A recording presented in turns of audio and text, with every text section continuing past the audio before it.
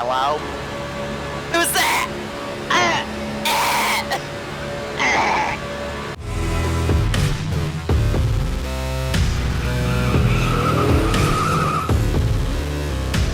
This is how you react when your new friend outqualifies you in iRacing and he's barely been on the thing for like, I don't know, a week. Oh, shut your ass. Shut your ass. Oh my god. We are having fun at Talladega and we are already pissing people off. Are you fucking serious, dude? Are they wrecking? I just wrecked. That is unbelievable. That is absolutely pathetic.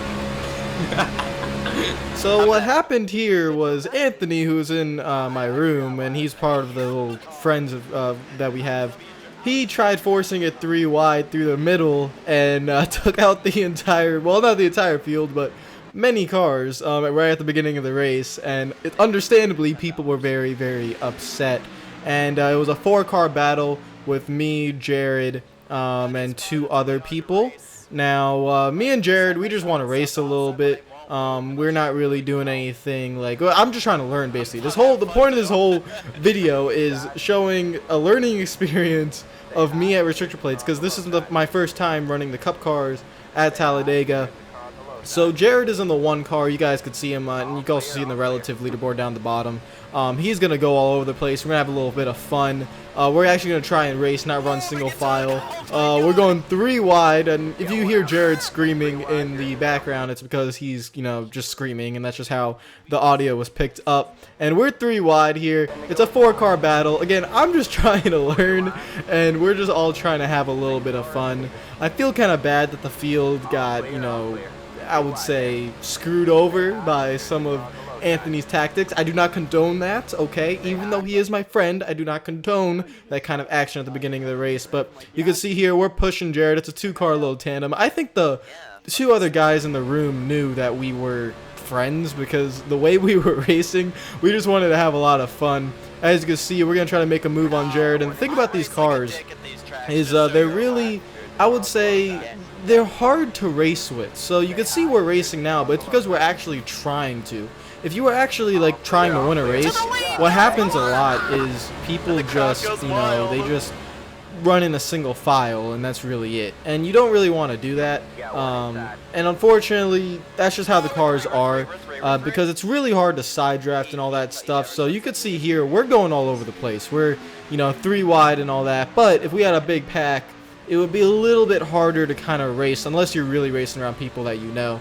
Jared faking out the 22, that was a pretty cool move there. And we continue on. We're just continuing to fool around. And this is a little interesting tactic. So you can see here, I'm getting to the back of Jared, but it's not because I'm actually gaining on him in the draft. So what happens is, you have to, and keep in mind this, you have to, the car in front has to drag the brake. I did not know about that. So that's why it's really good having a friend in the lobby, just so you can learn. Jared was giving me a bunch of pointers and tips on how to draft and what you have to do to be fast here and what you have to do to be up front, and how the bottom is usually a lot more powerful than the top, and how if you want to make the top work or if you want to get a run, you have to drag the brake. To get a car hooked up to your bumper, you gotta drag the brake, and you have to stay dragging the brake. And right there you see Jared go straight into the wall. That's because he got a black screen, unfortunately. And a black screen is basically, I mean, I've never had it, but I guess the simulator crashed or something. So now we're all by ourselves. The pack has caught us, by the way, because we were fooling around. We were in our mind of being 3 and 4 wide. We're fooling around. This is 2 laps to go. We should have, right here, we made a mistake. Right there, I'm clear. I should have moved to the 2nd lane, but I wanted to be nice. I was in a Dale Jr. paint scheme. The guy behind me was in a Dale Jr. paint scheme. I wanted to be nice and try to keep him with me. But that was a mistake, because trying to win the race, you can't be on the top 3 wide. You will not get a run. Even if you do try dragging the brake, you could just see here, I'm not getting a push, I'm not getting a run, and I'm not clear to get to the middle. Right here, we might have a little bit of a chance, but we are not clear, and the 22 is still there, and we are just stuck on the high side, and there's not much we can do. This was and you can see here how a mistake a lap ago can really affect you the next lap, because that mistake cost me. I couldn't get anywhere. I couldn't get anywhere near the lead. And even though it's just a learning experience, you want to try and win. You want to try and do your best, the best as you can. But we just did not have the opportunity there. And you can see we're already in the back of the pack. We're not going to have a chance to win the race. We're just trying to salvage here and not wreck the car coming to the finish line, because that happens a lot when people just wreck. There's a nice battle going up for the lead, and we end up finishing somewhere around 6th. So not bad. We learned a lot though, because now I know in Talladega races or in restrict play races in the Cup cars, we know what we have to do. So we move on to the second race in the Carburetor Cup, and this one I do not have any friends. I'm all by myself here in this race. So now we got to put what we learned in our first race, our first ever race in the Cup cars at Talladega. We got to learn that and go to the back to the Carb Cup, even though these races are unranked and they're really just for fun, but you want to learn, you want to see what you can do. So we're leading this little pack of cars, and you can see here we're still on lap 1, but like I said, it's really hard to get the car behind you hooked up with you. And because you're racing with people you don't know, do you trust them to get on your bumper? And I didn't really trust the one. I didn't know anyone, so I was trying to drag my brake a little bit, but it seemed like the one was very comfortable with being off of my bumper. So because he's off of my bumper, it is really hard to keep the lead on the bottom lane. The top lane goes a little bit because the top lane started to shove.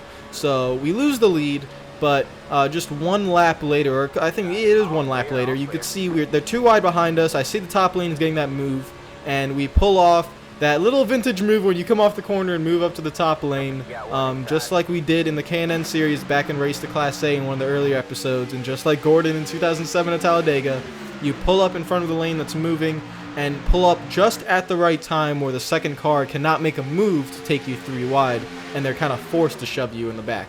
If you make that move too early, you're screwed. If you make it too late, you wreck into the wall. So, but then again, we get back on the bottom, and again, the car behind us doesn't really want to push, even though we're trying to get him on our bumper. And a little bit of contact there from the 11, who gets right down on us. I was right on the yellow line, so I have no idea what he was doing. We almost wrecked there, but fortunately, we were able to escape, and we just hold our line.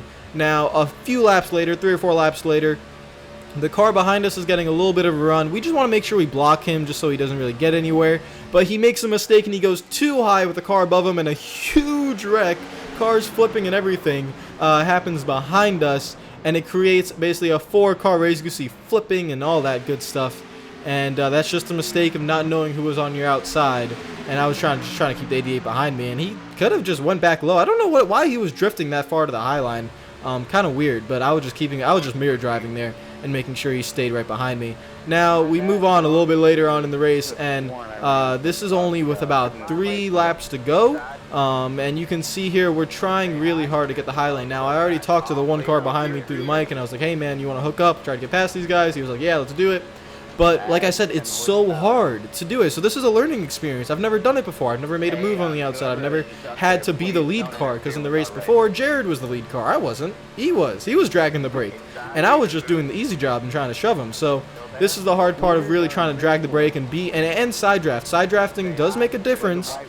So we have to pinch him down. We're trying to pinch the 4-car down, not wreck him, but just get a little bit of a side draft. And you can see he's getting pulled away from the 39 car in front of him. The 1 car gets to our bumper. We're getting a little bit of a push, but the 1 car falls back, and it's not enough. Move on a little bit later. We're doing the same exact thing. We're on the 4 car's bumper, or we're not bumper. Well, it's quarter panel. And we're trying to get a pull, but the 1 car isn't there yet. And again, we're trying to side draft the 4 car. The key is side draft them coming out of the corner and break up that bottom lane. Now the 1 car is a little bit closer to me. As you guys can see here, the 4 and the 39 are broken up. We're coming to 2 laps to go here. The 1 car is on my bumper. He's a little bit to the left of it, which could have turned me, but luckily it didn't. And we finally get a little bit of a shove. This is with 2 laps to go here, and we are side by side with the leaders. Now, both cars on the outside have a responsibility here. The 1 car has to side draft the 4, and I have to side draft the 39. So that's basically how it has to work. And we're kind of in a good position, but right here I'm trying to drag the brake a little bit while trying to side draft the 39, but the 4 gets back to the 39. So right here, we're coming to the white flag. I have to realize to side draft the heck out of the 4 car. So that's what we do. We get right on that quarter panel while keeping the 1 car behind us. I'm dragging the brake at this moment to get him behind me, to get him on my bumper. We stay on the quarter panel of the 4, able to break up the 4 and the 39 again, and here we come again with another shove. Here comes the 1 car giving me a nice push. We get back on the door of the 39, side draft hard. The 1 car side drafts the 4 car hard as well. This is the white flag lap. And we do a better job this time. And we're kind of in the same position, but you can see the 1 is on the 4's quarter panel, and I am on the 39's quarter panel. We drag the brake just a little bit here to get the 1 car, but then the 4 kind of glitches out. I don't know where he went. He kind of glitches out a little bit. The 1 car's on my bumper. The 4 and the 39 break up because of the little lag issue, I think. And we get clear of the 39. Now we try to bring the 1 car with us. I remembered last race, staying on the high line hurt me, so I waited just a little bit to see if the bottom lane would come up. And you can see the 1 car is getting a little bit of run. We move up to block him. This is coming to the checkered flag. I realize if I could just get a push from the bottom, we can get the win. The 39 gives us a little bit of a shot. We're good. We cannot be beaten. And we win our 2nd race at Talladega. The first race was all learning experience. And the 2nd race, we go ahead and win it. And that's how quickly you can learn at Talladega. And I got to thank the 1 car for giving me that push. And that was hard to do, to be able to drag the brake and all that good stuff. And we do a little bit of burnouts. And of course, this race doesn't count because it's a carburetor cup. It's unranked, so it doesn't really affect your safety rating or your I rating. But it is a learning experience. It is a lot of fun to race at Talladega in the Carb Cup. And we win our 2nd race. I mean, I can't ask for anything more than that. So we do one more race, and well, you know, when you win, you should just call it. You know, it's a good idea, just to call it. You know, you've had a nice run. You don't need to do any more. So we reckon that race. So we're gonna do one more. You know, I wanted to do one more right at the start of the race, getting hit from behind, and yeah, I guess the car behind us wasn't really patient, and you know, it is what it is. I was a little bit pissed. If that was a ranked race, I would have been cussing, but it wasn't. So you know, just one more, right? You know, we're definitely not gonna get turned this time, and yeah. You know, sometimes it really is just, you know, that kind of night where no matter what you do, you're probably gonna wreck. So it is what it is. And yeah, I think I'm gonna be staying away from the Carb Cup. We got our 1 win. I think I'm gonna be staying away from now. Guys, like the video, make sure the like button, new to the channel, comment, subscribe, all that good stuff. Hopefully you enjoyed the video. It's not really a race to Class A, but just a little bit of fun. I'll see you guys later. Hope you're having a great day, and peace out.